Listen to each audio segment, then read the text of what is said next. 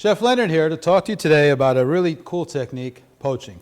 Escoffier used to say poaching was boiling without boiling.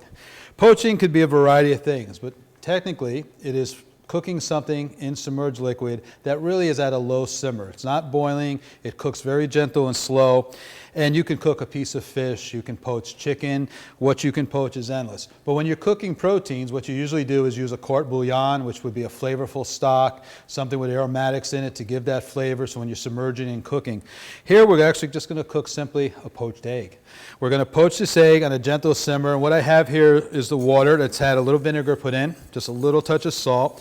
And I'm giving it a little whisk, and the reason why I do that is just to get the water swirling, because I find when the egg goes in there, that swirling of the water kind of wraps the protein, and it's going to give the egg a really cool look. So we're going to get that going. And it's very important to always crack your eggs in separate containers, because if you're poaching, especially if you're in competition or at school cooking for a few people, if you have a bad egg perhaps, or an egg that's got some red blood spots and you start cracking eggs in, then you've ruined the whole batch and you might have to pull it out. So it's always good to just crack your egg in a vessel, make sure that egg's looking good, and then go forward. So we're going to lower the heat because, again, poaching, even with poached eggs, is at a very gentle simmer, so we want to bring the water to a boil. Once it comes to a boil, then you can control that simmer. So even if you were poaching a piece of fish, for example, you could take the temperature, keep that at a very, very steady, slow simmer at about 140, 160. So here we got this little bubble, and said we're poaching an egg, so we're not going to over poach salmon or fish. We're going to keep that going. I'm going to give it one more little swirl before I drop my egg, get that water in a nice kind of a whirlpool action. There it goes. And I'm going to take my egg and just drop it right in the water. And you see there that action of the whisking, really that egg whites involving and just going all over the place, and it's going to make this egg look kind of cool. So we're just going to bring that gas up just a little more, because again we want just a nice gentle simmer. And while the egg's poaching, I'm just going to keep that protein kind of all together.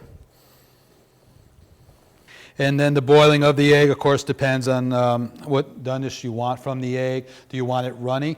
This egg, for example, is going to go over a beautiful spinach salad. This is a beautiful spinach salad with bacon, honey mushrooms, and beets. Very fall, flavorful salad. If you are competing or thinking of a flavorful salad, this is one here. It's got a warm bacon vinaigrette dressing, and what is better on top of that than a nice poached egg? And the whole purpose when poached eggs were originally done for a spinach salad or a warm salad was when you break that egg open, the yolk would run all over, you'd mix it and become part of the dressing. So it actually emulsify with that oil vinegar dressing, flavor all your spinach, and it's really a great concept. So one of the things you do is you then check, and you can take your egg out. It only takes a couple of minutes. And then you can take a little knife sometimes, and if you want to just trim any of the excess white off just to keep the nice looking shape of the egg. And here we put that egg right in the middle there.